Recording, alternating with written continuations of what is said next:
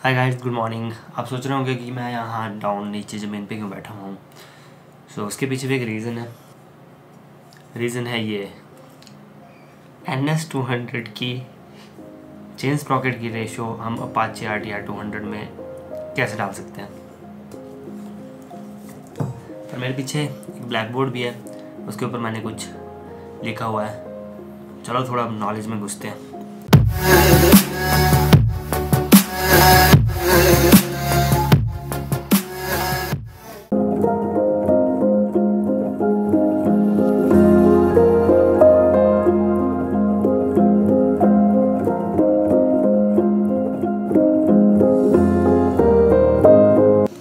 बहुत से लोगों को जो ये वीडियो देख रहे होंगे उनको आइडिया होगा कि जो NS200 है उसमें 14/39 स्प्रॉकेट होती है, यानी फ्रंट में 14 होती है और जो पीछे होती है वो 39 टीथ की होती है। ये टीथ्स हैं, ठीक है, टीथ काउंट है। और जो आपकी RTR 200 है उसमें 13 जो है वो फ्रंट में होती है और 45 रियर में होती है। सो इसकी जो रेशियो है ये काफ़ी हद तक KTM की तरह मिलती है, वो मैं बताऊँगा कैसे। और एक सिंपल सा एक लॉ होती है, मतलब स्प्रॉकेटिंग में जो गियर्स होते हैं उनमें एक सिस्टम होता है। अगर जो आपकी जैसे मान लो ये आपकी रियर स्प्रॉकेट है, ठीक है, इसमें टीथ्स हैं, ये 45 हैं, जैसे कि आपकी अपाचे RTR 200 में। अगर मान लो मुझे इस बाइक में अगर मेरे को टॉर्क बढ़ाना है इस स्प्रॉकेट के थ्रू, तो मैं क्या करूँगा कि यहाँ पे मैं टीथ काउंट जो है प्लस करूँगा, यानी मेरे को 46, 47, 48 मैं ऐसे लेके जाऊँगा। जैसे कि आपने जो स्टंट राइडर्स होते हैं देखियो कि उनकी रियर स्प्रॉकेट्स काफ़ी बड़ी होती है। सो वो टॉर्क उनको ज़्यादा चाहिए होता है ताकि वो व्हीली मार सकें और एकदम से स्पीड पकड़ सकें। इसको हम बोलते हैं शॉर्ट गियरिंग।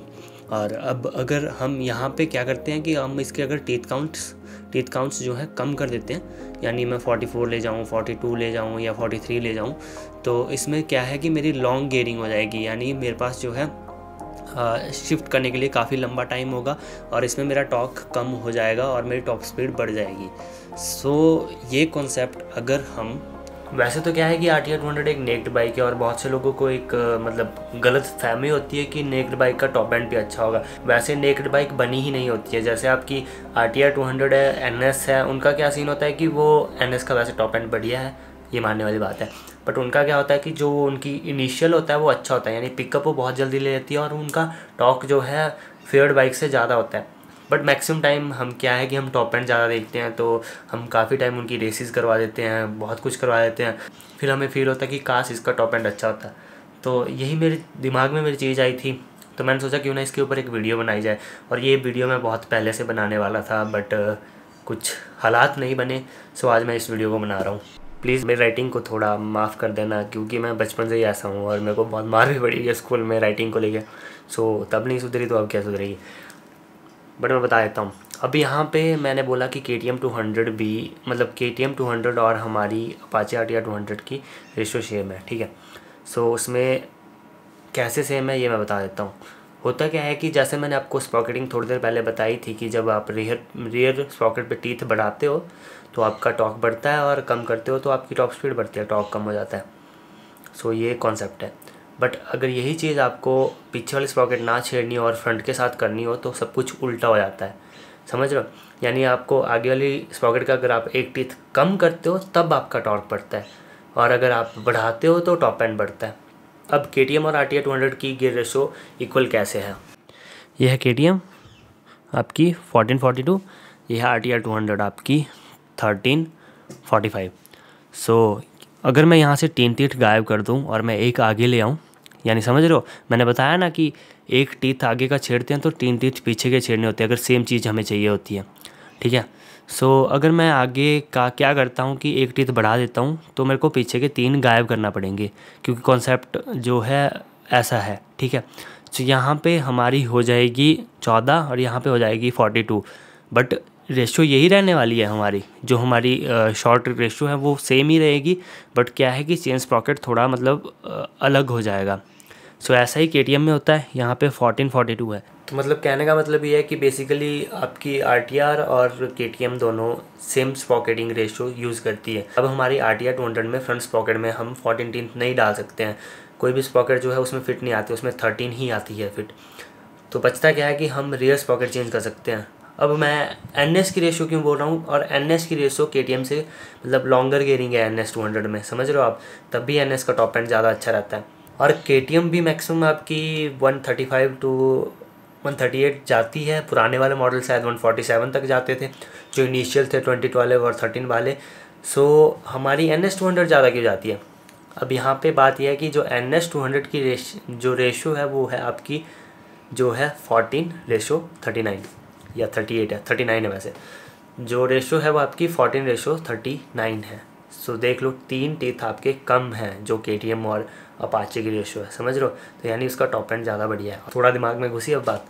इनकी जो फिगर्स हैं, पावर फिगर्स, वो अलग अलग हैं, ठीक है। आपकी जो नई वाली जो NS 200 है वो 24 पॉइंट समथिंग की पावर जनरेट करती है। आपकी जो है KTM है वो भी 25.5 समथिंग की पावर जनरेट करती है। टॉर्क की जो रेशियो है वो थोड़ी ज़्यादा है आपकी, टॉर्क की रेशियो जो है थोड़ी ज़्यादा है आपकी KTM और NS की, मतलब मैक्सिमम टॉर्क सेम ही है, थोड़ा सा फ़र्क है बेशक। जो BS6 है उनमें काफ़ी ज़्यादा फ़र्क पड़ गया टॉर्क का, मैं मानता हूँ। जो बट पुरानी वाली जो थी, जो अपाचे थी आपकी, उसमें थोड़ा सा फ़र्क पड़ता था टॉर्क का।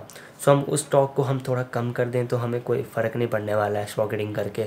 सो मैं सोच रहा हूँ कि यहाँ पे मेरा क्या कॉन्सेप्ट है, यहाँ पे कॉन्सेप्ट है कि पीछे हम 42 टीथ की डालने वाले हैं जो आपकी RTR 200 है। तो रेशो क्या बनेगी हमारी रेशो बनेगी 13/42, यानी ये रेशो सिमिलर होगी आपकी NS 200 के बराबर।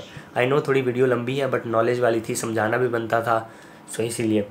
तो ये है 42 टीथ और ये स्प्रॉकेट बिल्कुल आपकी बाइक के ऊपर फिट आती है। कस्टम मेड स्प्रॉकेट है, महंगी पड़ेगी बेसिक आपको, बट लाइट वेट है, सो काफ़ी हद तक आपका मतलब सही रहेगा। मैंने ये बनवाई थी स्पैरोटेक से, मैं इनके इंस्टाग्राम हैंडल से नीचे दे दूँगा। सो ये है 42 टीथ की। अब आपके ऊपर डिपेंड है कि आपको सीधे ही 3 टीथ डाउन करने हैं या आप कुछ हद तक डाउन कर सकते हो। जैसे आप पीछे 44 भी बना सकते हो, 43 भी बना सकते हो, 42 भी बना सकते हो। ये सीधी 42 है, यानी NS 200 के बराबर इसकी रेशो है। सो इस रेशो का हम यूज़ कर सकते हैं टॉप एंड में। अब बहुत से लोग बोलेंगे कि हम KTM का जो पुराना मॉडल है जिसमें 4 होल होते हैं स्प्रॉकेट में, वो क्यों नहीं यूज़ कर सकते हम। वो स्प्रॉकेट मैंने ट्राई की थी। This is the Duke 200 Sprocket और ये स्टॉक स्प्रॉकेट है, और मैंने अपनी अपाचे RTR खोल के रखी है। अब आप लोग देख सकते हो कि जो 200 की स्प्रॉकेट है वो फिट नहीं बैठ रही है, बिकॉज़ ये वाला जो इसका अंदर वाला डाया है ये भी पूरा प्रॉपर फिट नहीं आ रहा है इसमें। तो इसकी फिटिंग कुछ और है और इसकी कुछ और है। सो जैसा कि आपने देखा कि वो स्प्रॉकेट नहीं आती है, तो आपको ऐसी ही स्प्रॉकेट बनाना पड़ेगी, और ये स्प्रॉकेट बिल्कुल फिट आती है जैसा मैंने इस वीडियो में दिखाया है। ये नई वाली स्प्रॉकेट है और ये बिल्कुल फिट बैठ रही है इसके ऊपर, आप लोग देख सकते हैं चारों होल बिल्कुल बराबर आ रहे हैं। अब रही बात एक्चुअल रिजल्ट्स क्या है, वो मैं नहीं बता सकता हूँ क्योंकि मैंने अपनी बाइक बेच दिया अपाचे RTR 200। अच्छा, कुछ चीज़ें हैं जो मैं क्लियर कर देता हूँ, जो आपकी बहुत से लोगों के माइंड में होगा कि ये चेन स्प्रॉकेट आप पुराने चेन सेट में भी डाल सकते हो। नहीं, आप नहीं डाल सकते। क्या है कि ये जल्दी ख़त्म हो जाएगा। सो इतनी महंगी स्प्रॉकेट है तो मतलब ये 15 से 20 हज़ार तो नॉर्मली निकाल देगी आपकी।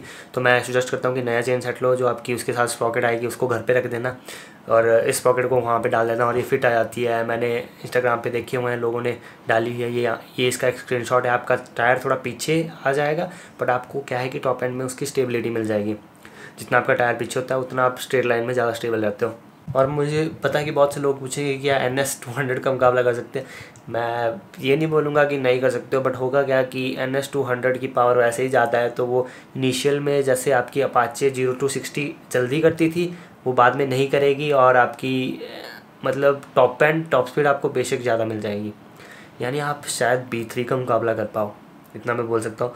बट आपको एरोडायनामिक होना पड़ेगा, यानी आपको टैंक के साथ पूरा चिपकना पड़ेगा नीचे, और तभी आप कर पाओगे। तो ये मेरे माइंड में था। NS 200 का मैं कुछ नहीं बोल सकता। सो वैसे भी हमारी पावर फिगर्स में बहुत फ़र्क है, कहाँ 20 भी और कहाँ आपकी 24, पुरानी वाली 23 थी। सो अगर इस वीडियो पे फ्यूचर में मतलब इस वीडियो पे 1000 लाइक्स हो गए, ठीक है, और कमेंट्स 100 के करीब हो गए, तो मैं ये मोड टेस्ट करूँगा। बट याद रखना ये मोड मैक्सिमम आपकी कार्बोरेटेड अपाचेज़ पे ही वर्क करेगा। जो आपकी BS6 और जो फ्यूल इंजेक्टेड अपाचेज़ हैं उनमें ये वर्क नहीं करेगा, क्योंकि उनके RPMs लॉक होते हैं स्पीड के अकॉर्डिंग। तो ये वर्क नहीं करने वाला, क्योंकि आप क्या करोगे कि आप जल्दी टॉप स्पीड अचीव कर लोगे और RPM आपका कम ही होगा और वहीं पे लॉक हो जाएगी बाइक। सो आपको इतना फ़र्क नहीं पड़ने वाला है। बट ऐसा कि 6th गियर पे आपको शायद थोड़ा फ़र्क मिल जाए। बट मैं सजेस्ट करूँगा कि ये स्पॉकेटिंग मोड आप अगर आप कार्बोरेटेड मॉडल्स पे करो तो ज़्यादा बेटर है। इसीलिए इस वीडियो को हम यहीं पे एंड करते हैं। और अगर कोई भी क्वेरीज होगी तो कमेंट में नीचे मेरे को पूछ सकते हो, और मेरे इंस्टाग्राम हैंडल्स भी नीचे रहेंगे डिस्क्रिप्शन में, आप मेरे को वहाँ पे मैसेज कर सकते हो। Thank you.